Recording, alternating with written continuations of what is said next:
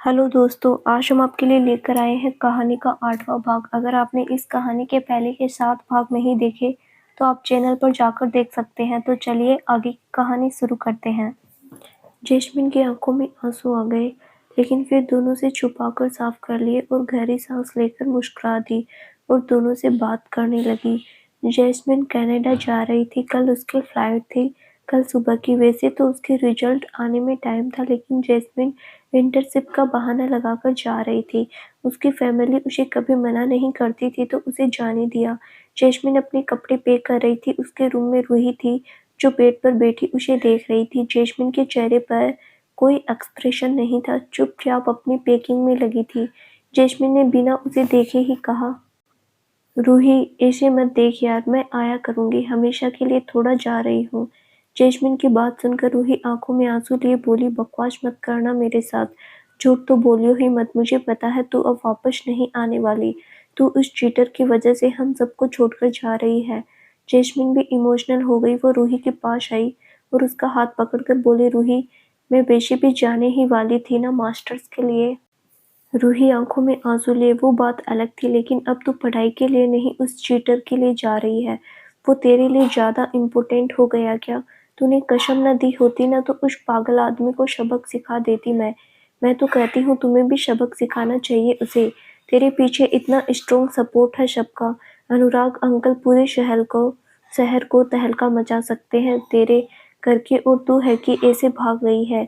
Jasmine ने आंखें भरे नाव में सिर हिला दिया और बोली, रूही मुझे मूव ऑन करना है, मुझे इन सब चीजों में नहीं पड़ना। अब अपना फ्यूचर देखना है। यहाँ रहकर नहीं, मैं मूव ऑन नहीं कर पाऊंगी।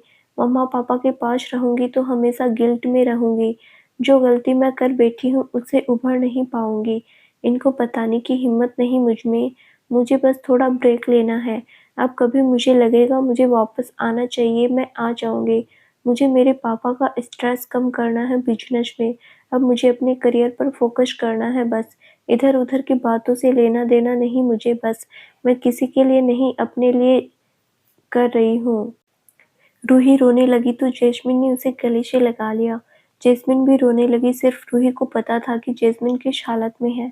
जैस्मिन रोते हुए बोली, रूही यहाँ घर आती रहना। तू आती रहेगी तो मम्मा पापा को थोड़ा दिलासा रहेगा, और हो सके तो तुम और अर्जुन भैया जल्दी शादी के लिए सोचना। और कहीं आऊँ या ना आऊँ, लेकिन तुम्हारी और भैया की शादी में जरूर आऊंगी। रूही उससे अलग हुई और हाँ में सिर हिलाने लगी। फिर जैस्मिन ने उसके आंसू साफ किए और बोली, अब रोना नहीं मेरे पीछे, रोज कॉल करूंगी मैं। यहाँ का हालचाल तू ही तो बताएगी अच्छे से। फेस पर रौनक नहीं थी अब उसकी। जैस्मिन और रूही दोनों नीचे आ गई। जैस्मिन का सामान कार में रखवा दिया गया। वो नीचे आई और सबसे मिली। शीतल जी और कोमल जी इमोशनल हो गई। जैस्मिन भी रोने को हो रही थी, लेकिन वो खुद को कंट्रोल करके उनको चुप करवाने लगी। जैस्मिन मम्मा, छोटे मम्मा, आप ऐसे भेजेंगे तो फिर मेरा दिल नहीं लगेगा। शीतल जी ने उसकी गाल चूम ली और बोली, अपना ध्यान रखना, फोन करती रहना, खाने का भी ध्यान रखना। जैस्मिन मुस्कुरा दी और बोली, जी मम्मा आप टेंशन मत लो, मैं अपना पूरा ध्यान रखूंगी। आप भी ख्याल रखना, मेरी टेंशन मत लेना आप। अनुराग जी खुद भी थोड़े इमोशनल थे। अपनी बेटी को इतनी दूर भेज रहे थे, लेकिन वो बच्ची को उड़ने भी देना चाहते थे। उसकी तरक्की को नहीं रोकना चाहते थे। उन्होंने खुद को स्ट्रोंग किया और बोले, बिल्कुल हमारी बच्ची बहुत ब्रेव है, इसी चलिए रोएगा नहीं कोई भी। हमारी बेटी कुछ सीखने जा रही है और हौसला देकर भेजना चाहिए। वापस आकर सीईओ बनना है इनको। जैस्मिन मुस्कुरा दी और आकर अपने पापा के सीने से लग गई और बोली, बिल्कुल पापा। अनुराग जी चलिए, लेट मत हो जाना आप, रास्ते में ट्रैफिक भी मिल जाएगा। सब जैस्मिन को छोड़ने बाहर तक आ गए। जैस्मिन फिर सबसे मिली। शीतल जी बोली, पहुंच के फोन कर देना याद से, हमें नींद नहीं आएगी जब तक तू बात नहीं करेगी। जैस्मिन हल्का सा हंस दी और अपनी मम्मा के गाल पर किस कर दिया और बोली, जी मम्मा आई लव यू। शीतल जी ने उसके सर पर हाथ फेर दिया। जैस्मिन सबको और अपने घर को एक नज़र देखा, फिर कार में बैठ गई। सब उसे देख रहे थे। जैस्मिन की आंखें भर गई, लेकिन चेहरे पर मुस्कुराहट लेकर सबको फ्लाइंग किस कर बाय करने लगी। सबने उसे बाय कर दिया। ड्राइवर ने कार स्टार्ट कर दी और बाहर ले गया। ड्राइवर के साथ वाली सीट पर अर्जुन था, जैस्मिन के पास रूही। जैस्मिन की आंखों से रुके आंसू बाहर आ गए। रूही ने देखा तो उसके हाथ पर हाथ रख दिया। जैस्मिन ने अपने आंसू साफ किए और मुस्कुरा दी। 9:30 बजे तक सब एयरपोर्ट पर आ गए। जैस्मिन पहले अर्जुन के गले लगी और बोली, बाय भैया, अपना ख्याल रखना। अर्जुन ने उसके माथे पर किस कर दिया और बोला, तुम भी अपना ध्यान रखना। ध्यान से जाना, कोई भी जरूरत हो तो सबसे पहले तेरा कॉल मुझे आना चाहिए। जैस्मिन मुस्कुराकर हाँ में सिर हिलाने लगी। फिर रूही के गले लग गई। रूही को फिर रोना आने लगा। दोनों फ्रेंड्स ने एक दूसरे को कस के पकड़ा था। दोनों को ही रोना आने लगा। फिर जैस्मिन ने खुद को स्ट्रोंग करके रूही को खुद से अलग किया और उसकी आंखें साफ करके बोली, चल भाई, अर्जुन भैया के साथ आती रहना कनाडा, भैया लेकर आना साथ। अर्जुन ने मुस्कुराकर हाँ में सिर हिला दिया। रूही ने जैस्मिन की गाल पर किस कर दी और बोली, अपना ध्यान रखना और ये बात मत भूल जाना कि तेरी बेइज्जती है और तुझे सारी बातें शेयर करनी है उसके साथ। दिल में नहीं रखेगी कुछ भी। जैस्मिन मुस्कुरा दी और हाँ में सिर हिलाने लगी। फिर रूही की गाल पर किस करके दिया और बोली, चल अब छोड़, टाइम हो रहा है, मेरा फ्लाइट मिस करवाने का प्लान तो नहीं है तेरा। रूही ने उसे छोड़ दिया और घूरने लगी। जैस्मिन हंस दी। फिर अर्जुन भी हंस दिया और जैस्मिन के सर पर हाथ रखकर बोला, जाओ जसू, चेकिंग में टाइम लगेगा। जैस्मिन ने हाँ में सिर हिलाया। फिर दोनों को एक नज़र देखकर अपनी सूटकेस की ट्रॉली पकड़ी वो अंदर चली गई। जैस्मिन का दिल ही जानता था कि वो कैसे जा रही थी। खुशी से नहीं जा रही थी, रोना भी आ रहा था लेकिन रोना नहीं चाहती थी। वहीं रूही भी भारी आंखों से उसे जाती हुई देखती रही। अर्जुन ने देखा तो उसे सीने से लगा लिया और बोला, रूही, रोने वाली क्या बात है, नेक्स्ट मंथ हम दोनों कनाडा जाकर मिल आएंगे। रूही अर्जुन के गले लगे ही अकेली गई है, पता नहीं कौन संभालेगा उसे। अर्जुन को नहीं पता था कुछ भी। वो हंसने लगा और बोला, रूही, ईशान वही है। जस्सू और ईशान की तो वैसे भी बहुत बनती है। रूही कुछ नहीं बोली। दोनों फिर वापस कार में आ गए और घर की तरफ चले गए। जैस्मिन ने अपनी चेकिंग करवाई और जाकर फ्लाइट में बैठ गई। उसके पापा ने बिजनेस सीट बुक करवाई थी उसकी। जैस्मिन जाकर अपनी सीट पर बैठ गई। बिजनेस एरिया में कोई किसी को डिस्टर्ब नहीं करता, किसी से मतलब नहीं होता किसी को। जैस्मिन अपनी सीट से टेक लगाकर बैठ गई और बाहर देखने लगी। जैस्मिन की आंखें भीग गई। वो अपने मन ही मन बोली, विहान, आज से मेरी लाइफ की बुक से आपके चैप्टर का पेज यहीं फाड़कर जा रही हूँ। कभी जिंदगी में मेरे सामने मत आना आप अब। मैं पहचानूंगी भी नहीं अब आपको। आपसे प्यार करना बहुत भारी पड़ गया मुझे। पहली वाली जैस्मिन को मार दिया आपने। मेरी फैमिली ने अपनी बेटी खो दी सिर्फ आपकी वजह से। मैं उनको उनके जस्सू वापस नहीं दे सकती, उनसे नजरें नहीं मिला पा रही थी मैं। आपके 2 महीने के प्यार ने मेरी फैमिली के 21 साल के प्यार को भी बर्बाद कर दिया। सारी जिंदगी मैं इस बात के लिए कोसूंगी खुद को। और आपसे अब ना नफरत है न ही प्यार। अब आप एक स्ट्रेंजर हो मेरे लिए और हमेशा स्ट्रेंजर ही रहोगे। Good bye mister stranger, you are nothing to me, nothing. Jasmine की आंखों में आंसुओं की धारा उसके गालों पर आ गई। उसने अपने स्टॉल से अपने आंसू साफ कर लिए और अपनी बोतल से पानी निकालकर पीने लगी। उसे थोड़ा सांस लेने में दिक्कत हो रही थी, जैसे बहुत भरी हुई हो अंदर से। लेकिन उसने गहरी गहरी सांसें ले और खुद को नॉर्मल करने की कोशिश करने लगी। थोड़ी देर में उनकी फ्लाइट भी चल दी। जैस्मिन ने अपने कानों पर ब्लूटूथ लगा लिए और अपने मूड के हिसाब से गाने सुनने लगी और आंखें बंद कर ली। जैस्मिन की आंखों से आंसुओं की धारा उसके गालों पर आ गई। उसने अपने स्टॉल से आंसू साफ कर लिए, अपनी बोतल से पानी निकालकर पीने लगी। उसे थोड़ा सांस लेने में दिक्कत हो रही थी, जैसे बहुत भरी हुई हो अंदर से। लेकिन उसने गहरी गहरी सांसें ली और खुद को नॉर्मल करने की कोशिश करने लगी। थोड़ी देर में उसकी फ्लाइट भी चल दी। जैस्मिन ने अपने कानों पर ब्लूटूथ लगा लिए और अपने मूड के हिसाब से गाने सुनने लगी और आंखें बंद कर ली। 5 महीने बाद 5 महीने बीत गए थे। कहते हैं किसी के जाने से किसी की जिंदगी नहीं रुकती, लेकिन ये पूरा सच नहीं है। सच में जिंदगी रुकती हुई सी फील होती है। कई लोगों को बस दिन काट रहे होते हैं, दिनों को जी नहीं रहे होते हैं। वैसे बाकियों के लिए नॉर्मल होंगे ये 5 महीने, लेकिन शायद उन दोनों के लिए नहीं थे। जैस्मिन को इंडिया से गए हुए 5 महीने ही हुए थे। वो कनाडा में अपने छोटे भाई ईशान के साथ रह रही थी। दोनों के कॉलेज अलग-अलग थे लेकिन अपार्टमेंट सेम था। वो दोनों वैनकावर में थे। जैस्मिन बिजनेस में मास्टर्स कर रही थी। जिंदगी में बस एक ही काम था उसका, अब बस पढ़ाई करनी। बाकी उसने हंसना तो बंद ही कर दिया था। स्ट्रेस में भी रहती थी। पहले वाली मासूम सी जैस्मिन अब बहुत साइलेंट हो गई थी। ज्यादा बात नहीं करती किसी से, बस अपनी फैमिली के अलावा। कनाडा में उसने कोई दोस्त नहीं बनाया। अब उसे इंटरेस्ट नहीं रहा किसी बात में, ना ही दोस्त बनाने में, ना ही किसी से बात करने में। कॉलेज से सीधा घर आती और घर आ फिर अपने रूम में रहती। बस जैसे तैसे दिन कट रहे थे। वहीं यहाँ मुंबई में विहान के हाल भी कुछ अच्छे नहीं थे। उसने भी काफी खराब कर रखा था खुद को। 5 महीने से दिल में बोझ लेकर जी रहा था। विहान ने बिल्कुल भी किनारा कर लिया था हर चीज से। काम के अलावा उसके मुंह से कुछ नहीं निकलता, हूँ नहीं। बहुत गुस्सा करता था छोटी छोटी बात पर। चेहरे का नूर बिल्कुल चला गया था। गुस्सा उसे पता नहीं किस बात का रहता था 24 घंटे। सारा दिन खुद को काम में बिजी रखता, फिर रात को ड्रिंक करके सो जाता। काफी ड्रिंक करता था अब वो।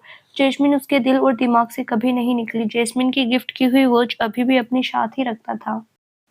वो हर रोज कोशिश करता जैस्मिन को याद करे, लेकिन उतनी ही याद आती उसकी।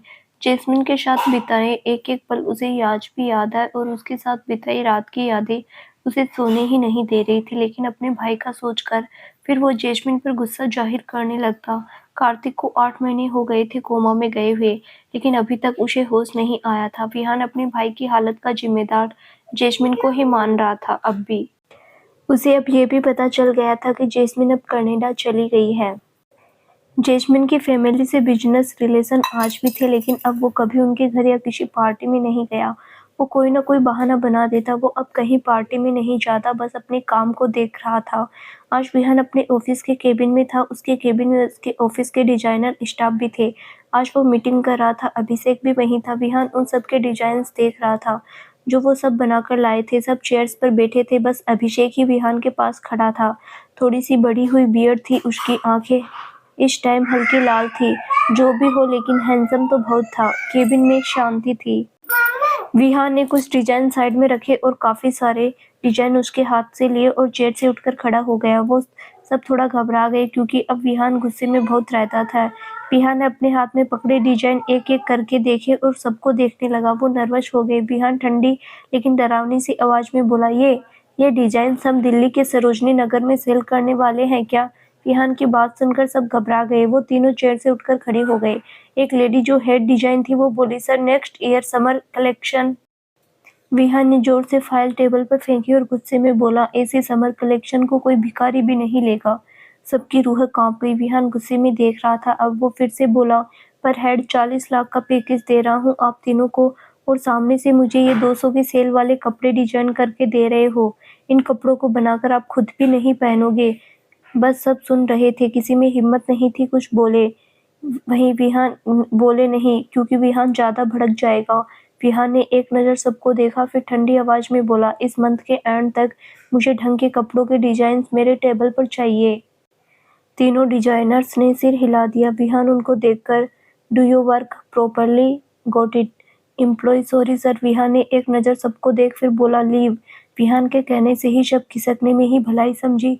सब जल्दी से बाहर आ गए और गहरी सांसें लेने लगे। महीने बाद मीटिंग हुई थी उनकी, और डांट खाकर आ गए थे।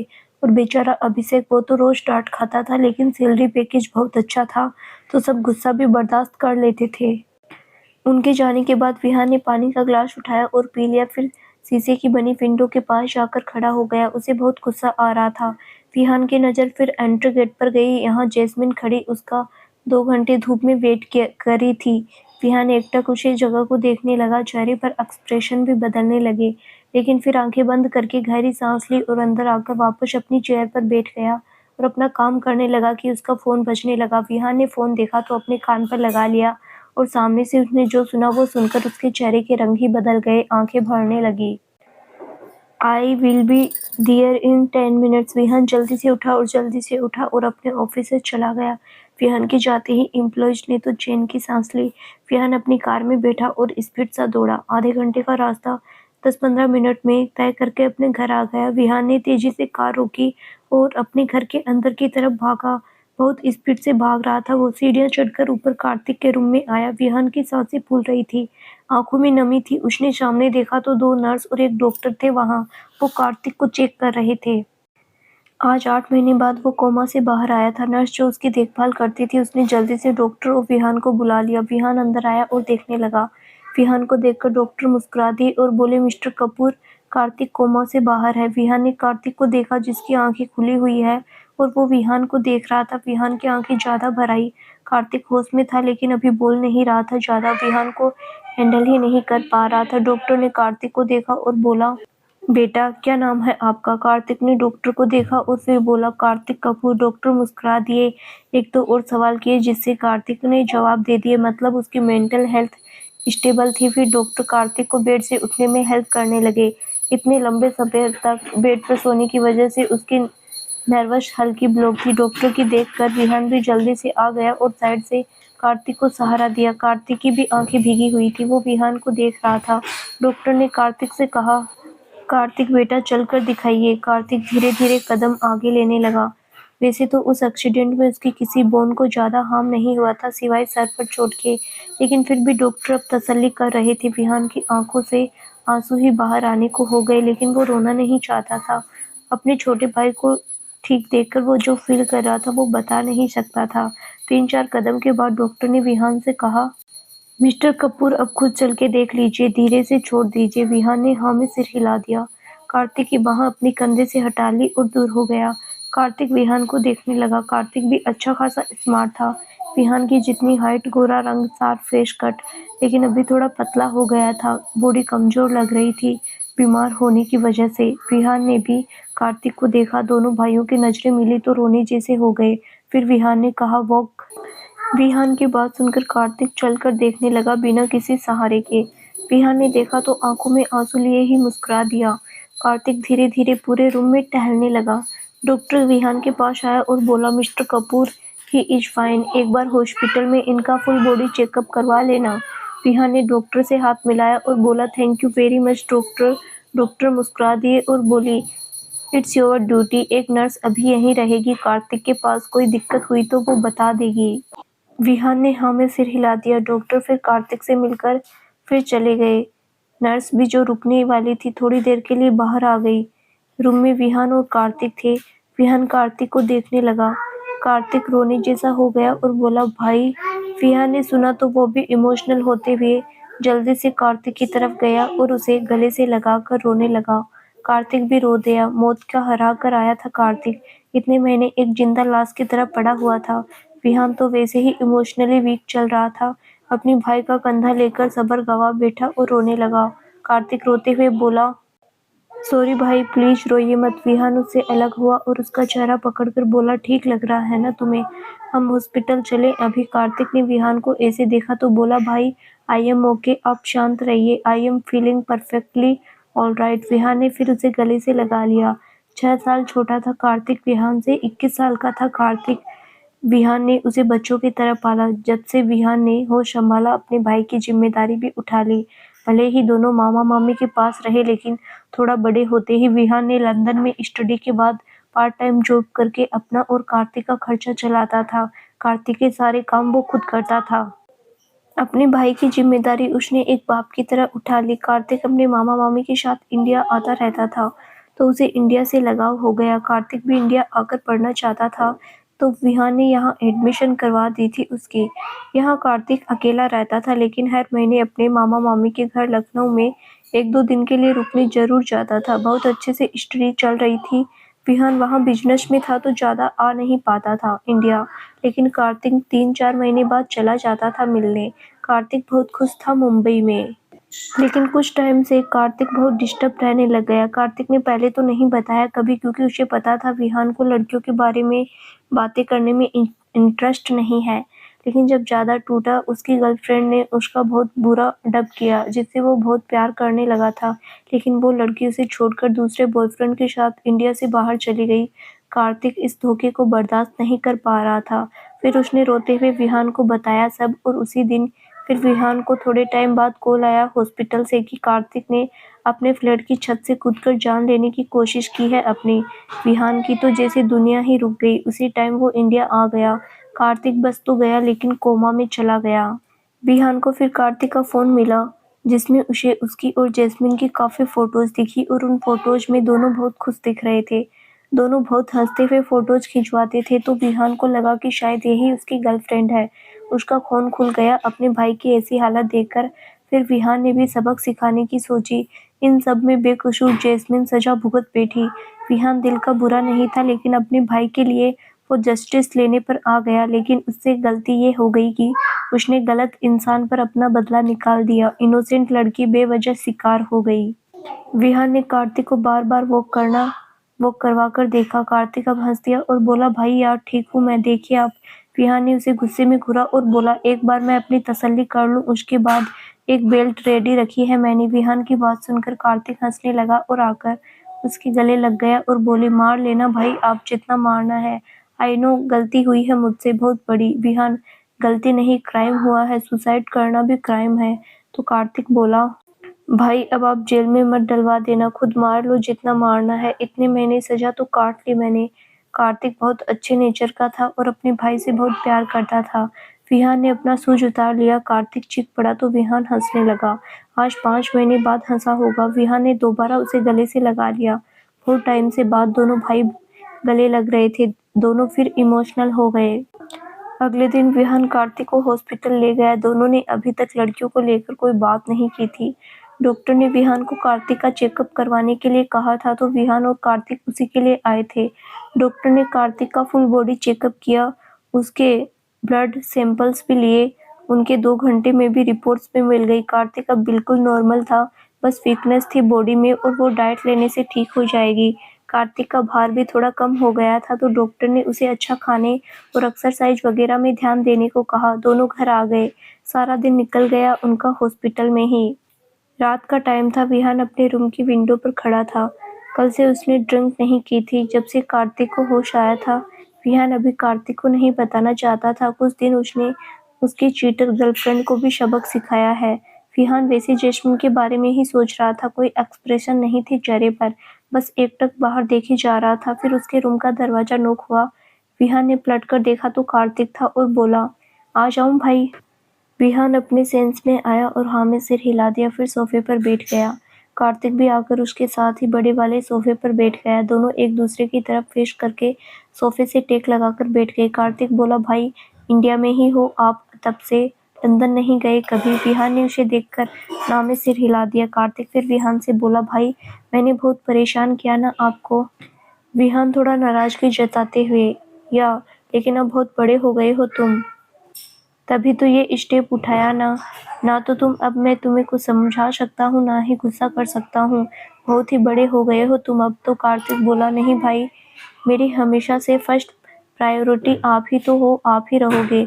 आपको कुछ भी करने का हक है मेरे लिए। मैं बस मेंटली अपसेट था उस टाइम, मैं निकल नहीं पा रहा था उस टाइम से।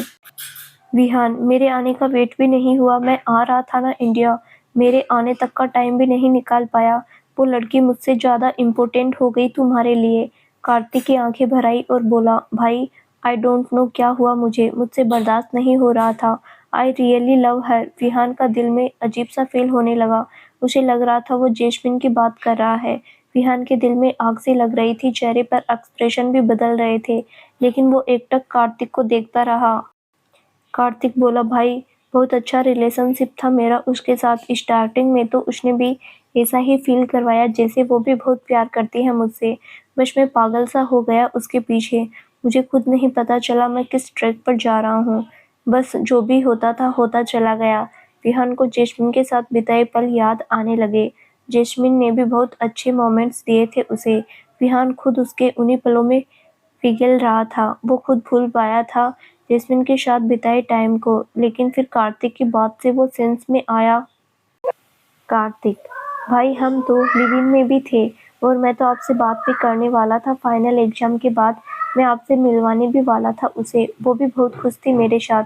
विहान ने सुना तो उसे अजीब लगा। लिव इन में कैसे? जैस्मिन तो वर्जिन थी और ऊपर से अपनी फैमिली के साथ रहती थी। उसकी फैमिली में लिव इन कैसे अलाउड कर दिया? विहान कंफ्यूजन में ही था कि कार्तिक फिर बोला। फिर अचानक से ही वो बदल गई, मेरा फ्लैट भी छोड़कर चली गई। मैंने उसे बहुत पूछा, वापस आने को भी बोला, लेकिन वो किसी और के साथ रहने लग गई। वहाँ मुझसे हैंडल नहीं हुआ। मैं अपने रिलेशनशिप में बहुत सीरियस हो गया था। अपनी फ्यूचर वाइफ देखता था उसमें। विहान की आंखें लाल होने लगी, बॉडी में आग से लग गई, चेहरे पर गुस्सा उतरने लगा। लेकिन कार्तिक की बात सुनकर वो हैरान हो गया। आगे कार्तिक ने कहा, पता नहीं क्या हो गया मुझे भाई, जैसे आप समझा रहे थे वैसे ही मुझे जैस्मिन ने भी समझाया था, लेकिन मेरे सिर पर नियति का भूत सवार था। पागल सा हो गया था मैं उसके धोखे से। विहान ने सुना तो धक्का रह गया। वो हैरानी से कार्तिक को देखने लगा। कुछ पल तो उसे यकीन सा नहीं हुआ कि उसने क्या सुना। विहान की बॉडी भी शिवर करने लगी। वो धीरे से बोला, नियति, वो इसी और जैस्मिन। कार्तिक ने अपनी आंखें साफ करी और बोला, भाई, नियति मेरी गर्लफ्रेंड, जिसने मेरी फीलिंग्स यूज करके डंप कर दिया मुझे और फिर अपने दूसरे बॉयफ्रेंड के साथ इंडिया से बाहर चली गई। मेरा बिल्कुल नहीं सोचा उसने, उसके लिए क्या नहीं किया, करने को तैयार नहीं था मैं। उसके मुंह से निकली हर चीज मैंने पूरी की, उसे इतने प्यार से रखा, जो कहती थी मैं सब मानता, एक लॉयल पार्टनर था मैं, किसी दूसरी लड़की को देखता तक नहीं था, लेकिन फिर भी मेरी फीलिंग्स की कदर नहीं की और छोड़ गई मुझे। बोर हो गई थी वो मुझसे। कार्तिक की आंखों से आंसू आ गए। बोलते बोलते उसने गहरी सांस ली और खुद को रोने से रोका। वही विहान को पूछो ही मत। विहान की अब रूह कांप रही थी। उसका दिल अब बाहर आने को लगा था। उसको डर लगने लग गया। विहान ने फिर बड़ी हिम्मत करके पूछा, वो इससे जैस्मिन। जैस्मिन का नाम सुनकर कार्तिक हल्का सा मुस्कुरा दिया और बोला, भाई, जैस्मिन मेरी इकलौती बेस्ट फ्रेंड थी यहाँ, जैस्मिन रंधावा। उसके पापा का बहुत बड़ा बिजनेस है यहाँ, शायद आप जानते हो उसके पापा को, अनुराग सिंह रंधावा। उनकी बेटी है जैस्मिन।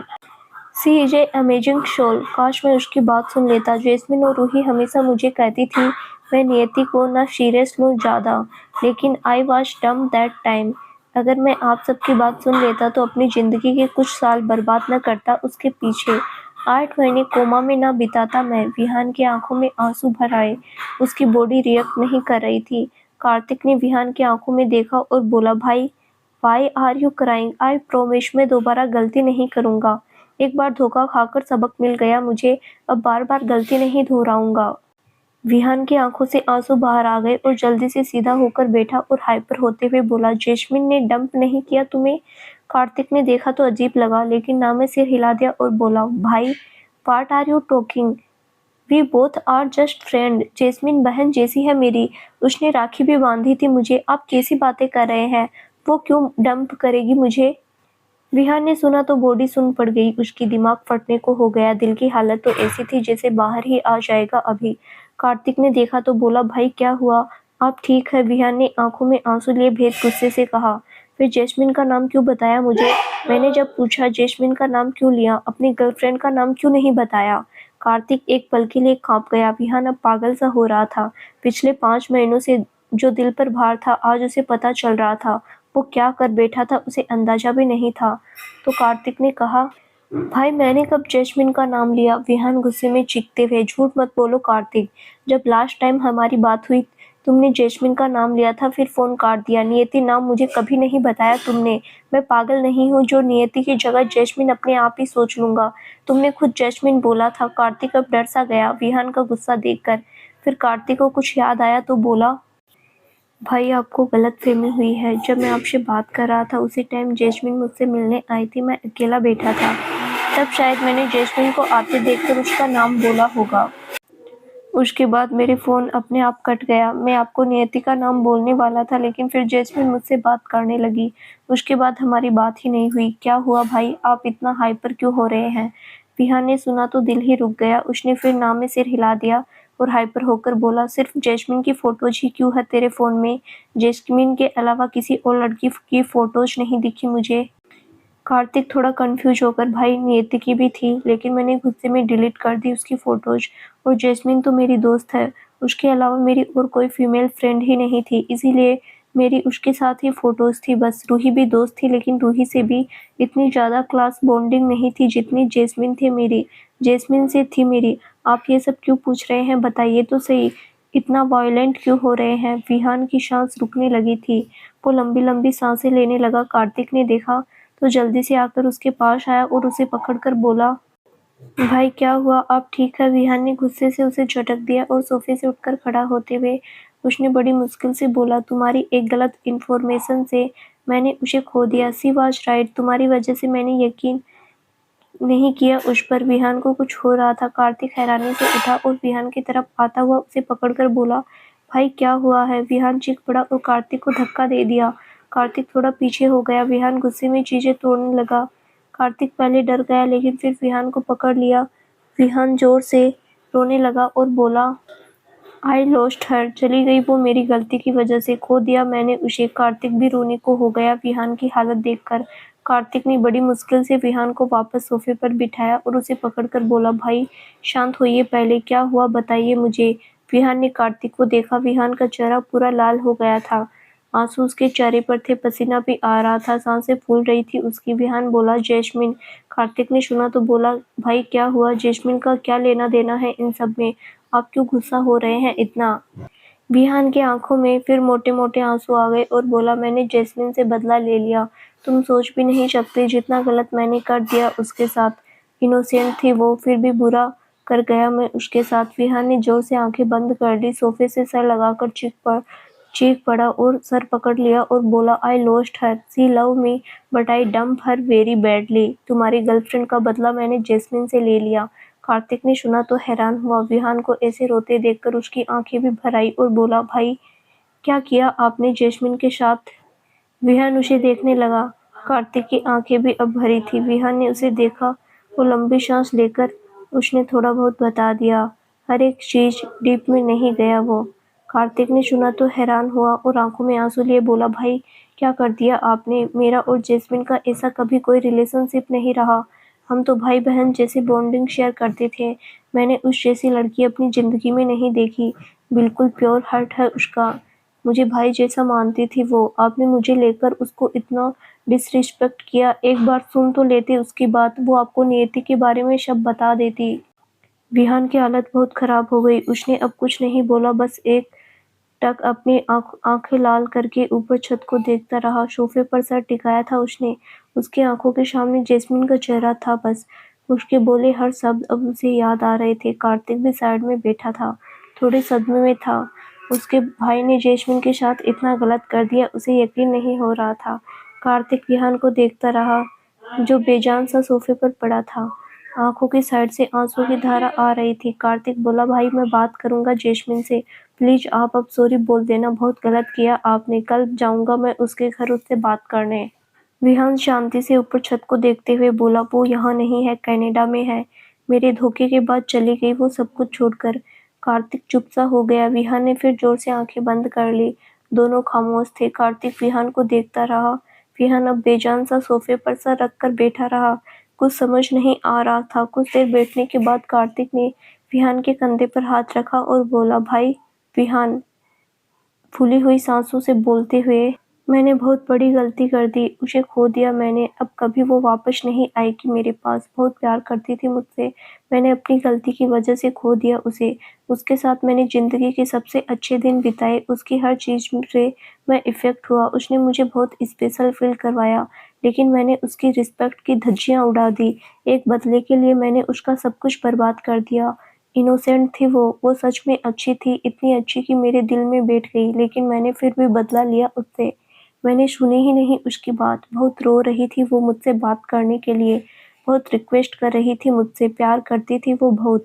विहान ये कहकर जोर-जोर से रोने लगा। तो दोस्तों आगे क्या होगा जानने के लिए इस कहानी का अगला भाग ज़रूर देखें, जो बहुत जल्द ही इस चैनल पर प्रसारित किया जाएगा। धन्यवाद।